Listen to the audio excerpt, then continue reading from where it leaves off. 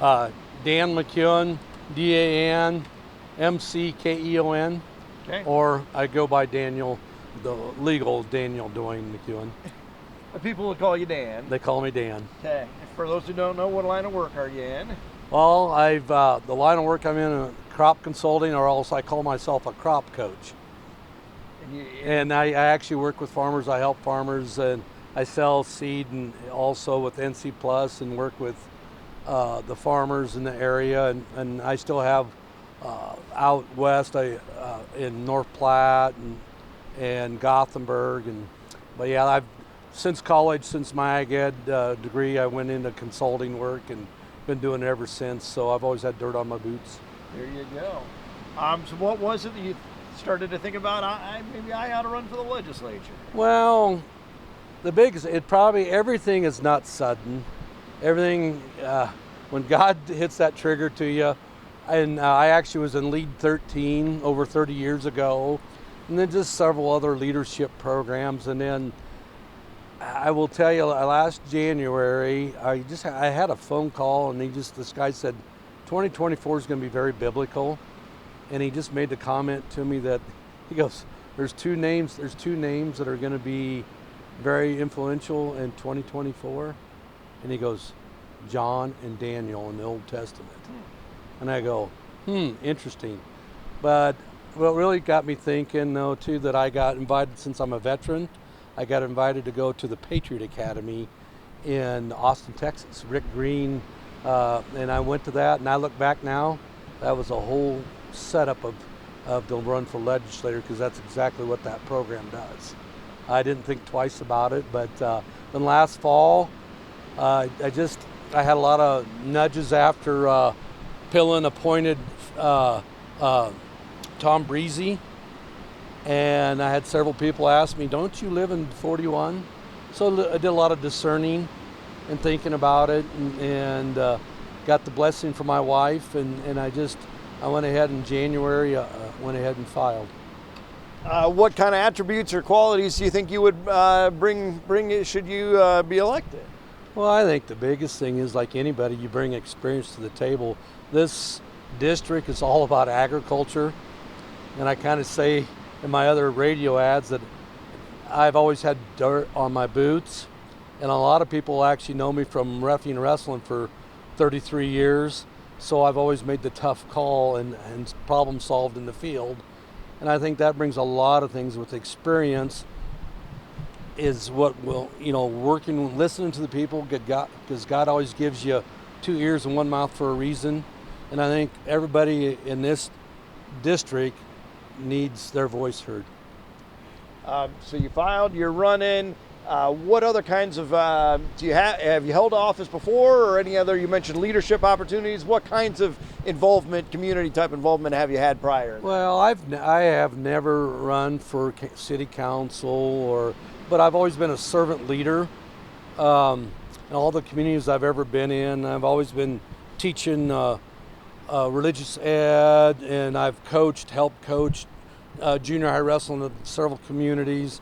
But I've always been a servant leader, and there's just the opportunity like this never come exposed to me. And again, I didn't have the nudge to do it, and it's got to be, in my opinion, it has to be all being a servant leader. It has to come from the heart. And at this point in time, that's exactly what I looked at it, and you can't be prepared. You can say all the things, your resume can be all the best it can be, but until you go through the experiences, you just don't know. In terms of actual policy type stuff, what would you say are a couple of 2, 3 just priority issues that the legislature needs to be dealing with?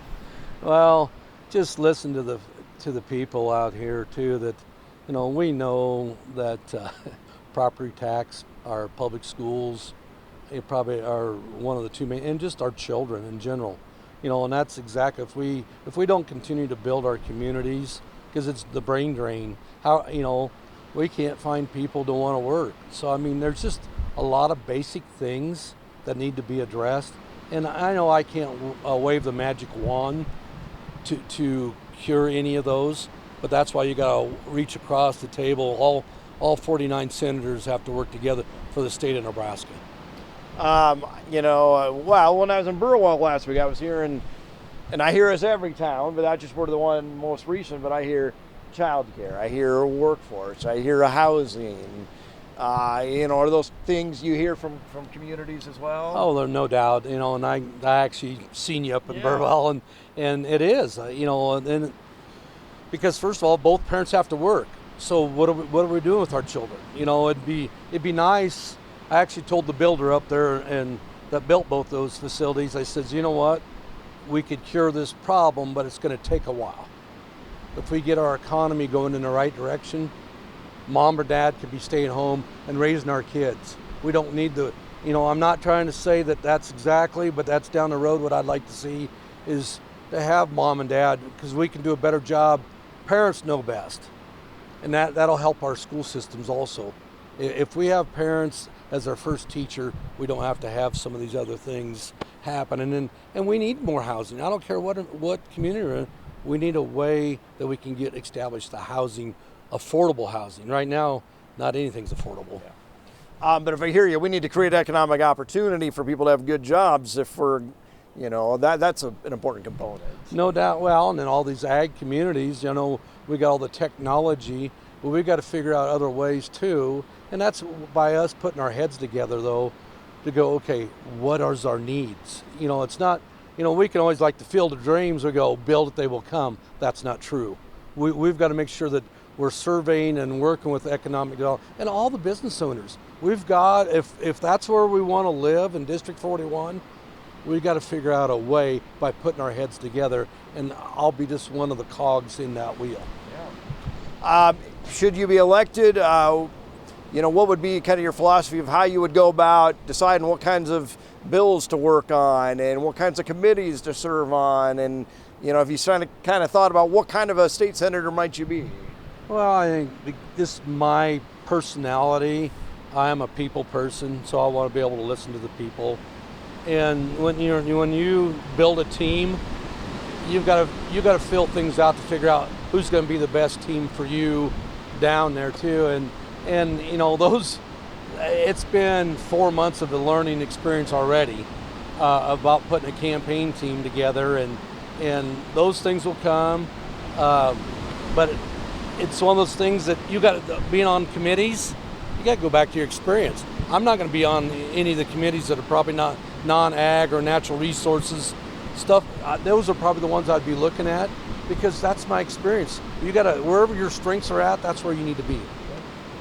I take it you would consider yourself a conservative then? Oh, major Christian conservative. Like I said, I served in I'm a veteran also, and everything I've done is conservative, but I still have open ears to listen to all things. Now tell me a little bit about your family then. Well, I've been married almost 29 years. I got 4 kids, 2 girls and 2 boys. My last one is graduating this weekend from Kearney Catholic. So again, the timing of me running, my kids are going to be gone, and they're close to home, but and like I said, my wife works in Kearney, so the timing of this again is good. On paper, the 3 candidates probably share a lot of values. If I'm a voter trying to make my distinctions, what maybe sets you apart that maybe I ought to fill in that little circle next to your name? Well, I guess to me it goes back to I'm all about grassroots, and I always talk about it's your faith and your family and forgiveness is what we need in our communities to grow. And I always tell people this is a biblical. I go, I am Daniel in the lion's den. I'm going to start that over. I am Daniel in the lion's den, and I'm here to tame the lions. Are you going to be with me, or are you going to sit back and watch? Very good. I don't know. What else comes right to mind you want to make sure to let people know? We've kind of breezed right through this here. Yeah. I just think, in general, this is, to me, where our nation is at, where the district.